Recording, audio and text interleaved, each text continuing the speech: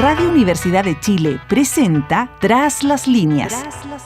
Conversaciones con Manuel Antonio Garretón, Premio Nacional de Humanidades y Ciencias Sociales. Programa producido por el Departamento de Sociología de la Universidad de Chile con el auspicio del Centro de Estudios de Cohesión y Conflicto Social COES y que cuenta con el financiamiento del Fondo de Fomento de Medios de Comunicación Social del Gobierno de Chile y del Consejo Regional.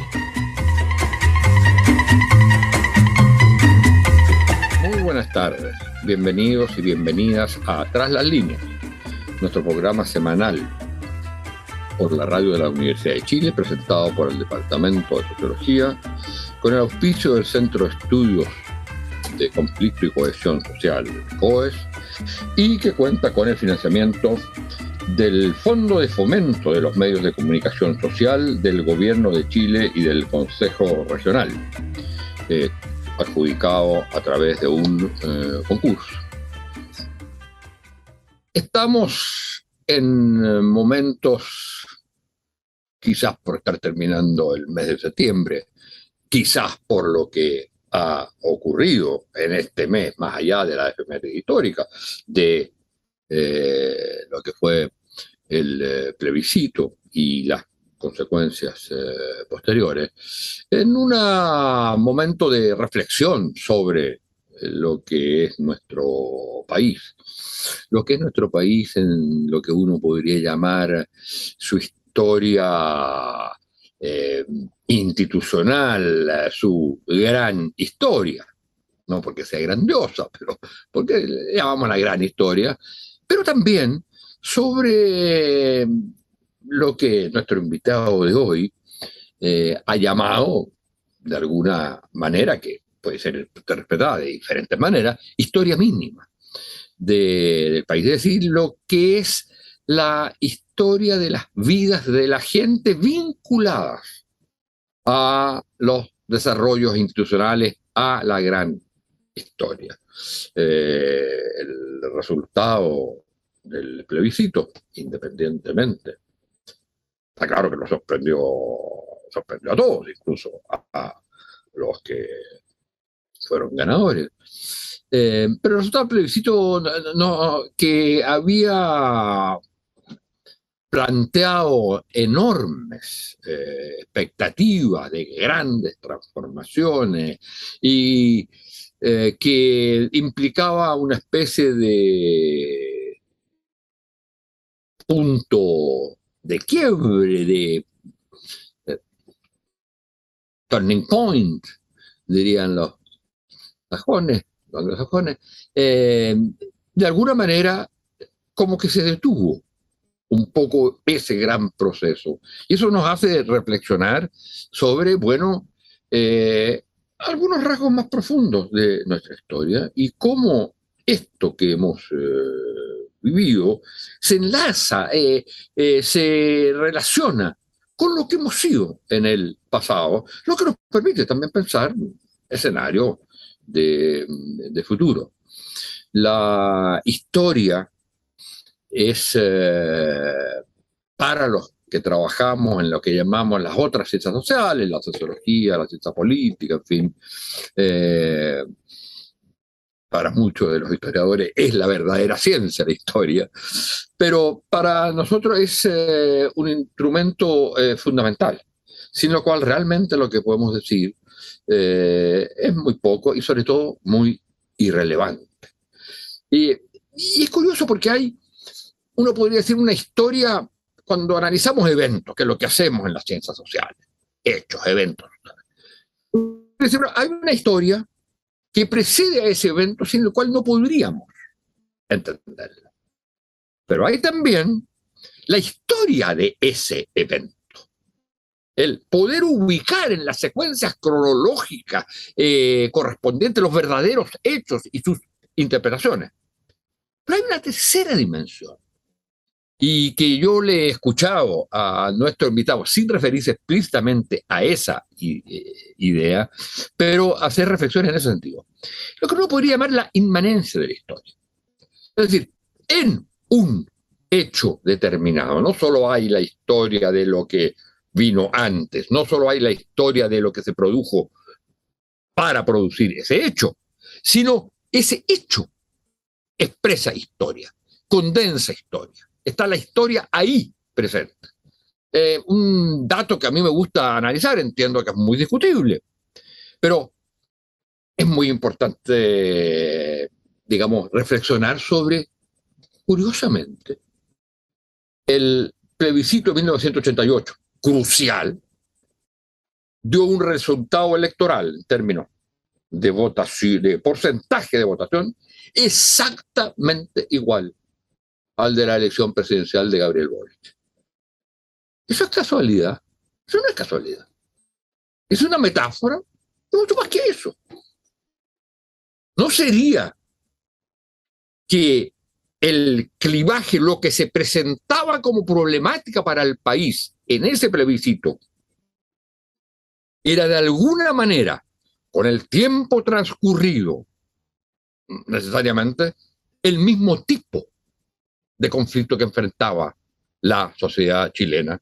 Por ejemplo, se enfrentaba el candidato de izquierda en la segunda vuelta, de la izquierda que había expresado Salvador Allende.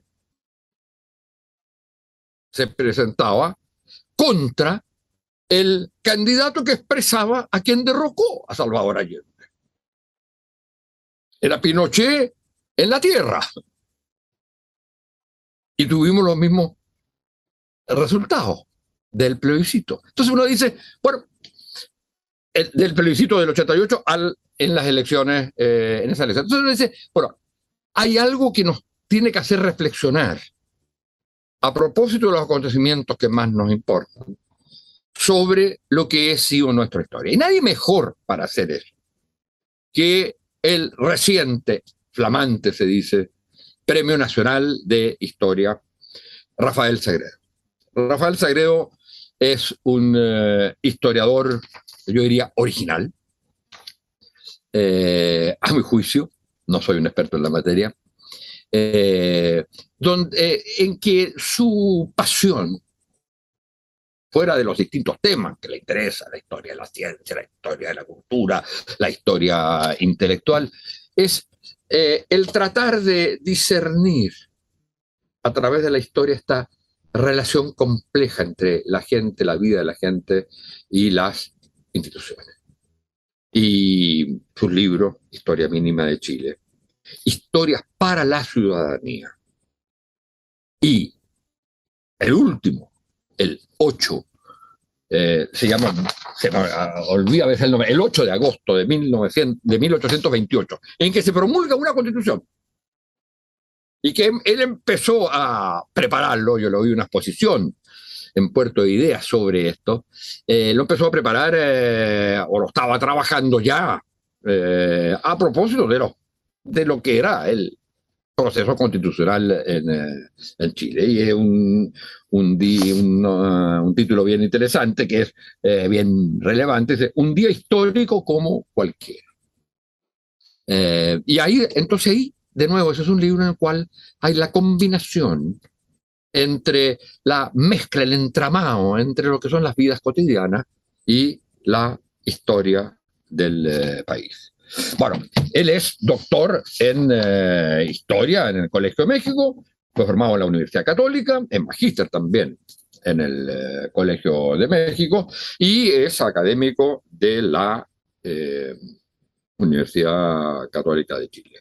Muy bienvenido, muchas gracias por estar con nosotros y partamos por lo siguiente, que yo creo que, dado que eres el nuevo Premio Nacional de Historia, ¿qué dirías tú, antes de entrar en los temas más contingentes, de por qué hoy y ante los acontecimientos que hemos vivido en este tiempo, la historia es especialmente importante? Cuando decimos la historia, decimos el estudio de la historia.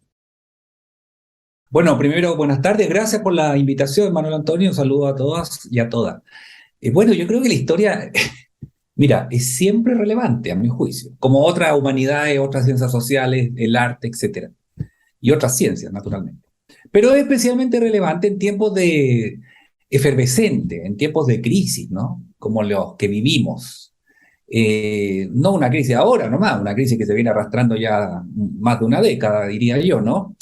Y es especialmente relevante porque la historia ofrece, además del conocimiento, que significa comprensión, pero ofrece precedente, en definitiva, ¿no? De lo que estamos viviendo. Y además, junto con ofrecer precedentes, por el solo hecho de hacer historia y hacer una historia de calidad, como plausible, basada en fuente y todo lo demás, como se debe hacer historia, a mi juicio, ofrece evidencia. Y al ofrecer evidencia y precedente, entonces se aleja del mito, de la mentira, de la fake news, y te permite tener antecedentes, precedentes ciertos. ¿Solo para qué? Para desenvolverte como ciudadano o ciudadana en el mundo que te toca vivir y poder comprender, enfrentar, colaborar y lo que sea ante las circunstancias de tu propia existencia y la de tu comunidad. Esto es lo que algunas veces llamamos la capacidad de formar que tiene la historia y, por supuesto, otras ciencias, etcétera, la capacidad de formar pensamiento crítico, ¿no?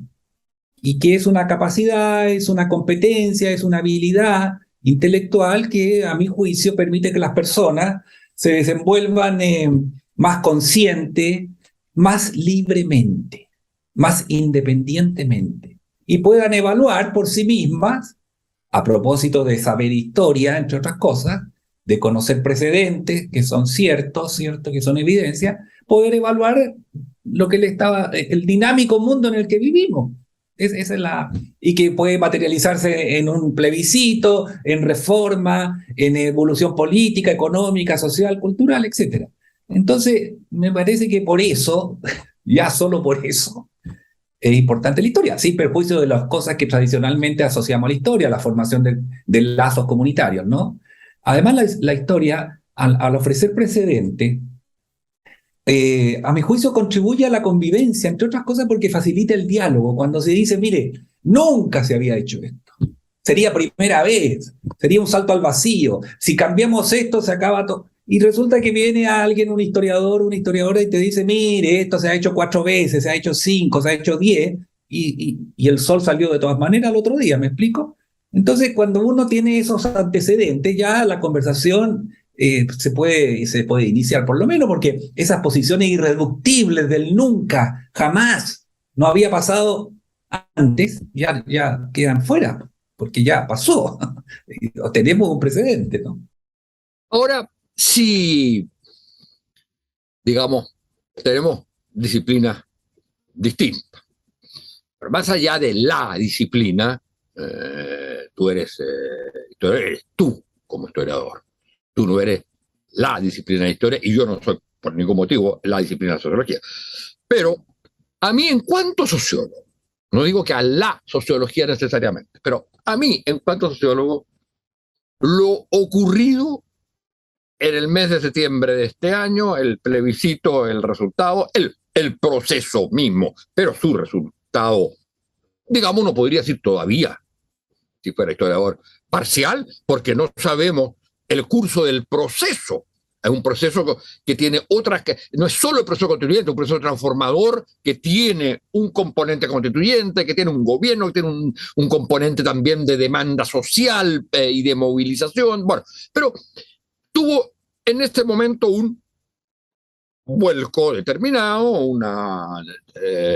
un determinado, llamémosle resultado parcial, o que puede prolongarse definitivamente. Eso, pero a mí, como sociólogo, me dice, a ti como historiador, más allá de la pura subjetividad de Rafael Sagredo, que sabemos que es compartida respecto al resultado de ese plebiscito, pero a ti como historiador, ¿qué te dice? ¿Qué puede decir un historiador respecto a ese evento? No solo respecto a ese evento, sino en relación a la historia. Bueno, entre otras cosas te dice que estamos viviendo un proceso, ¿no? Un proceso que no es ascendente, hacia un éxito, hacia un fin superior, como habría sido la constitución de una sola vez. Y cuando hay proceso puede haber alternativas a ese proceso, algunos que la aceleran y otras que no, la retardan, ¿ah? O que la entorpecen. Pero si estás viviendo un proceso, como yo creo que estamos viviendo hace rato, que es un proceso de transformación, es un proceso de cambio, un proceso de adecuación, digámoslo así, de la institucionalidad, materializada, por ejemplo, en la Constitución, adecuarse esa institucionalidad a las transformaciones económicas, sociales, culturales y políticas del Chile de los últimos 30, 40 años. Entonces, si es un proceso, aunque hubiese sido otro el resultado del plebiscito, o sea, que hubiese ganado la prueba, yo, como lo sostuve antes, no se acababa el 4, ¿no? O sea, esto iba a continuar y va a continuar y esperemos que para bien, en el sentido de que siga siendo institucional como hasta ahora, y que signifique un acuerdo y que efectivamente se produzca lo que parece ser el anhelo mayoritario de la población expresado en múltiples oportunidades, que es que finalmente adecuemos la institucionalidad política materializada en la Constitución a la realidad económica y social de Chile, que entre otras cosas exige paridad, dignidad, respeto al medio ambiente y un sentido de comunidad un poco más desarrollado, ¿no? Entonces, es sorpresivo quizás para muchos, pero el proceso no iba a terminar el 4, ni con cualquiera que hubiera sido el resultado. A mí, esa es mi opinión. Ya, de acuerdo, pero fíjate que ahí hay de nuevo el recurso, digamos, a la historia, porque uno podría decir, sí, era un proceso, pero a diferencia de lo que pensaba, trágicamente a diferencia de lo que pensaba el presidente Allende en su discurso final, cuando se dice no se detienen los procesos sí pueden detenerse. Entonces hay una posibilidad que consiste en, por ejemplo, llamémosle las contrarrevoluciones, o lo que podríamos llamar, y eso es lo que quisiera saber qué posibilidades o cómo ves tú, también podría haber, que sería un drama para Chile, pero sería una restauración conservadora. Claro, pero... De alguna manera el gatopardismo es también una manera de detener los procesos. Los procesos pueden detenerse. Bueno, por supuesto que pueden detenerse. ¿Cómo lo ves tú en el caso actual, chileno? Partamos de la base que efectivamente los procesos pueden detenerse y normalmente cuando se han detenido, como ocurre en el caso chileno, han sido por la fuerza y muy violentamente y con todo el costo que todos conocemos. No veo ninguna posibilidad de algo así ahora. Son otros contextos, no hay guerra fría, no hay esa polarización tremenda, esa violencia. Por lo tanto, eso yo, así como ciudadano, pero también recurriendo a la historia, no veo que existan esas circunstancias. Además, vivimos en un mundo, ¿cierto?, en donde la conciencia internacional sobre el valor de la democracia, la legalidad, la institucionalidad, el diálogo, está mucho más desarrollada. No estamos así aislados ni nada que se le parezca. Sí, no, pero a su vez en el mundo, también hay que reconocer que están en crisis. Y claro, bueno, sí, por supuesto. Pensemos lo que está pasando en Italia. Lo que acaba de pasar en Italia. Lo que ha significado, esperamos que va a cambiar el próximo domingo, pero lo que ha significado Brasil. Lo que significó Trump, lo que significó el conservatismo en Inglaterra. Bueno, pero aquí tendríamos que, a ver, ¿qué veo yo? Primero, aquí hay una gran oportunidad para la clase política, ¿no? Así inesperada incluso, de cumplir con lo que prometieron, todo, ¿no? Todos prometieron que independiente del resultado tenía que haber una transformación, tenía que haber un cambio, un avance en materia de derechos sociales, ¿cierto? Una transformación de este Estado subsidiario y todo ese tipo de cosas. Y entonces ahora la clase política tan vilipendiada, tan desprestigiada y todo lo demás, ahora tiene su gran oportunidad de reivindicarse sencillamente cumpliendo con lo que nos han prometido a todos, ¿no? A todos los chilenos y chilenas, eso por lo pronto. ¿Y cómo explica Rafael Sagredo, autor de una frase memorable, la Constitución, la propuesta de Constitución, nace de las entrañas históricas del siglo XXI? Claro, eso está en ese ¿Cómo artículo. explica? Y es una columna, un artículo muy, muy, muy interesante, además, donde muestra todas las, más allá del ripio, ¿eh? la, la profundidad Del cambio, claro. del texto tradicional y Bueno, de la capacidad de ofrecer una alternativa de cambio. ¿Cómo expresa que el país rechace algo que nació de sus propias entrañas? ¿Cómo lo explica un historiador? bueno, eso, porque yo te voy a decir que lo expliquen los sociólogos y los cientistas políticos, Y pero yo ¿cómo lo explica creo un que historiador? Bueno, entre las cosas que habría que explicar está el que a veces la forma es fondo. ¿En qué sentido? En que yo creo que obviamente le pasó la cuenta al proceso, el comportamiento de algunos de los convencionales que era muy notorio y que por supuesto había un grupo y una prensa, medios de comunicación establecidos que todos conocemos, listos para resaltar todo lo negativo, antes, durante y después de la convención. Y eso llegó a la población. Le pasó la cuenta también el hecho de que se veía un clima como de permanente disputa, ¿no?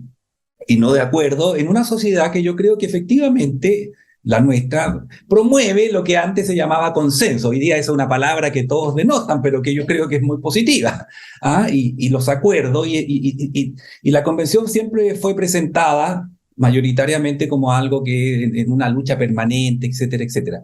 Y lo tercero, diría yo, que es efectivamente que aquí tenemos que estudiar muy bien todo lo que intelectualmente consideramos en nuestra sociedad, porque obviamente el tema de la plurinacionalidad no parece ser, no le gusta a la sociedad chilena, eso está, le podrá gustar que haya más derechos para los pueblos originarios, etcétera, etcétera, pero otra cosa es la plurinacionalidad. ¿Cómo lo Así veías como tú se el tema de la plantea. plurinacionalidad? ¿Cómo lo ¿Ah? veías tú?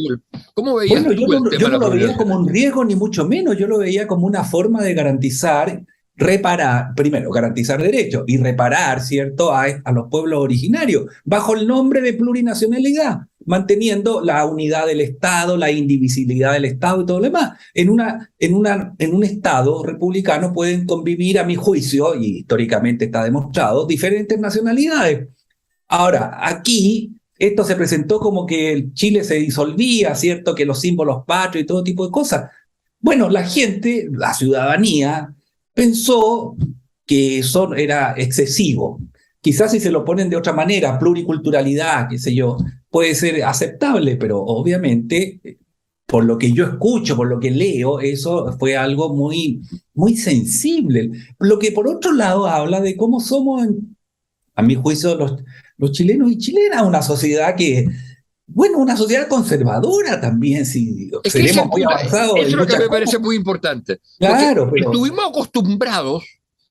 acostumbrados, sobre todo si uno toma, vuelvo al historiador, el periodo que va del 38 para adelante. Incluso, digamos, el conato que anuncia eso, que es el 1920. Pero el periodo que va del 38 para adelante, ¿no es cierto? Uno diría es claramente un periodo, digamos, proto-socialdemócrata, claro, progresismo. Estado desarrollista, etcétera, y para qué decir del 60 para adelante. Y eso nos fue configurando la idea que estábamos en presencia de una sociedad sociológicamente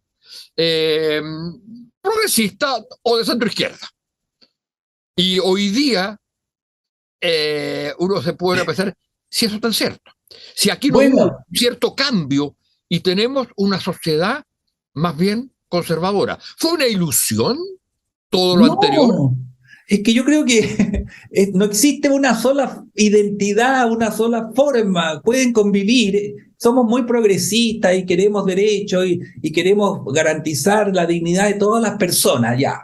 Pero sobre eso puede haber un trasfondo profundo que te dice, mire, está en riesgo la nación, está en riesgo lo que siempre nos han enseñado, que es Chile, qué sé yo, entonces me perturba. Bueno, para no hablar estamos hablando de las cosas más densas, porque podemos meter aquí también las campañas de prensa y todo lo que todos sabemos. Sí. Ya, pero hablemos de esto. Ahora, yo pienso que la sociedad chilena, por muy progresista que consideremos que sea y haya tenido periodos de grandes avances como los hemos tenido a lo largo de la historia republicana, Pero somos una isla, pues. Somos una isla constreñida entre la cordillera, el mar y dos desiertos, en el fin del mundo desde la perspectiva europea, en donde aquí no llegaba casi nadie, en donde vivíamos entre nosotros pensando que lo que pasaba en Chile es la verdad universal, etcétera. Bueno, y eso te hace un poco más, digámoslo, conservador, o sea, de mantener lo que tienes, de no ser arriesgado al cambiar o de lo que los cambios tienen que ser muy lentos, etcétera, etcétera. Fíjate que ahora hay como un ejercicio de que cuando uno conversa con las personas y se refiere a cosas de la vida cotidiana, curiosas, cualquiera, así, cosas mínimas, no quiero deshacerme de tales cosas que no las uso, pero no me deshago. Y uno te dice, bueno, por eso ganó el rechazo, porque la gente quiere mantenerse ahí, ¿ya? A veces le tiene temor cuando se presenta el cambio como absoluta incertidumbre o un cambio demasiado, comillas, violento en el sentido de drástico, no de violento por la fuerza, sino de drástico. Y eso habría que estudiarlo. Hay un colega tuyo, un gran sociólogo, ¿cierto? Hernán Godoy, ¿no? En sus libros, El carácter Fue profesor chileno. mío. ¿Ah? Fue profesor mío. Profesor, claro. Él tiene esos dos grandes libros, Estructura de Chile y El carácter chileno, donde uno lee esto, pero a cada rato, ¿no? De cómo, cuando creemos que las cosas viene como un frenazo así, ¿ah? Que nos sorprende, pero bueno, pero a lo largo de la historia no es tan sorpresivo. Esto que pasó ahora no es primera vez que pasa, oye. Pero fíjate que ahí hay una cosa, hay algo que me parece súper interesante, que no sé cómo lo voy a expresar, que lo tomo de lo que tú acabas de decir. Bueno, primero hay distintas capas, ¿no es cierto? En que hay todas los grupos, los colectivos, Claro, los países tienen capas intermezcladas de componentes exactamente. protestas. No podría sostener que Chile es un país o es una sociedad, digamos, primera hipótesis, conservadora en lo individual. La metáfora o el ejemplo, y yo sería uno de esos, Ya. que quiere guardar todo y que no quiere, digamos, llegar y desprenderse de algo. No sé si será Diógenes o algo así, Claro. pero bueno, es eso. Pero existía otra cosa más allá de los individuos, de las personas, que era el ámbito de lo público, lo político, el Estado, lo institucional, etc. La Donde comunidad. la comunidad, y yo diría lo político, Sí, básicamente, sí, como en el claro, sí, sentido, sí. como algo que es un espacio ontológico distinto a lo individual. En ese sentido, no todo lo personal es político, No. Pero, afortunadamente. sí, Porque pero el sueño, los pobres Romeo y Julieta se fueron al diablo precisamente porque lo personal era político. ¿eh? Bueno, pero entonces a lo que voy es que la segunda cuestión es que vivimos en una sociedad en que el valor de lo colectivo y lo público ha ido desapareciendo, la baja. difuminándose, y un ejemplo claro de eso, más allá de si son corruptos o no son corruptos, etcétera, es el tema de los partidos políticos. ¿Sí? El gran aparato de intermediación colectivo, que no es el grupo identitario, que en el fondo expresa al conjunto de individuos que son todos iguales. En cambio, aquí se trataba de... Bueno, eso en la medida que eso ha ido desapareciendo, lo que uno llamaría y lo que tú defiendes mucho, la idea de república, la res pública, la cosa pública, que es distinto a la suma de individuos. En la medida que eso desaparezca, y en ese espacio, en la república, lo que primó en los últimos 50 años fue lo, digamos, llámale centro izquierda, llámale progresista, llámale eso. En la medida que ese espacio tiende a desaparecer y en la sociedad se transforma en suma de individuos o de identidades, va a surgir o va a primar el componente conservador? En la Bueno, medida que prime lo público, va a primar los valores más progresistas, como fue en Chile desde los 30 para adelante. bueno, no, mira, esa es una hipótesis que habría que Sí, analizarla. No sé si se peligrosísima. sostiene, si se sostiene, porque yo pienso que a pesar del resultado, creo, bueno, pero esta es una impresión, puedo equivocarme, obviamente, que las personas no han renunciado al hecho de que tenemos que tener una nueva constitución y un nuevo pacto social con las características que conocemos, que han sido aceptadas por todos: Estado social de derecho, paridad, respeto al medio ambiente, menos centralismo y cosas de esa naturaleza, ¿no? Y por supuesto todo lo relacionado con el reconocimiento de identidad y en el fondo la dignidad de todas las personas, ¿no? Yo pienso que no se ha renunciado a eso. Sin perjuicio que esas mismas personas son capaces de defender con dientes y muelas sus fondos provisionales, ¿cierto? Y por ningún motivo que haya repartir, etcétera, pero que no, tampoco son incompatibles, ¿no? Y bueno, y el Chile de los últimos 30, 40 años, digamos del 90 en adelante, hasta hace poco, en historia poco, 10, qué sé yo, años, era un Chile que lograba conciliar esta idea de volver a la democracia, de los consensos, de la reforma, eh, con el hecho de que la gente se volvía y se rascaba con su propia uña en esta economía tan neoliberal que nos ha caracterizado hasta entonces, solo que ahora eso ya se frustró, pues se frustró porque la gente ya no tenía la compensación que creía que iba a tener con ese sistema. Bueno, pero ahí entramos ya en una cuestión más sociológica, Claro, ¿no? no, pero Pero para precisamente por terminar, eso, porque se fue ah, reduciendo el espacio de lo claro. público. O sea, pero se fue renunciando también el espacio de lograr cosas con tu mérito, con tu trabajo, con tu esfuerzo, con tu educación, ¿no?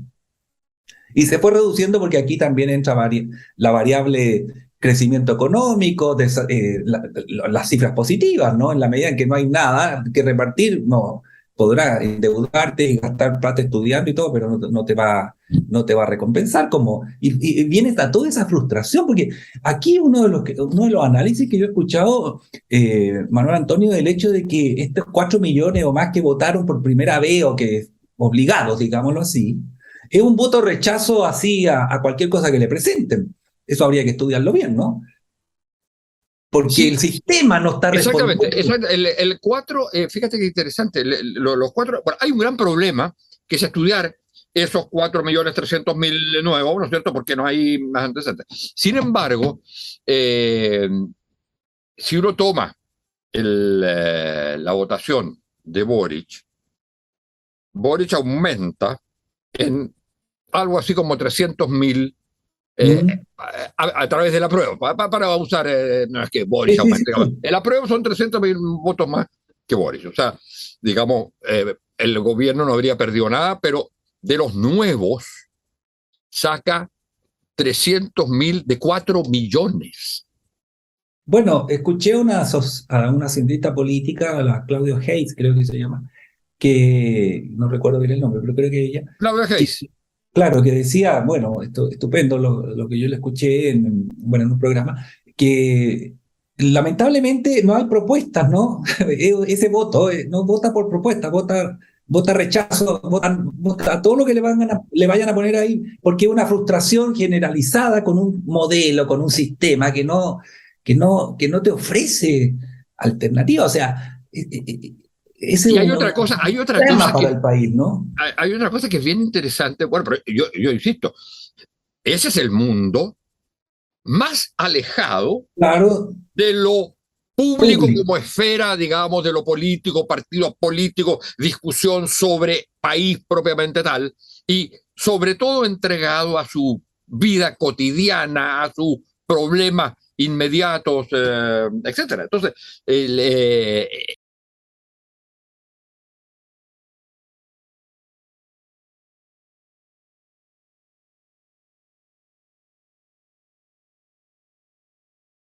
Pero recuperable. O sea, si tú puedes, si vas a volver a tener un espacio de lo público donde las personas puedan ver que entre lo cotidiano y lo externo, lo que es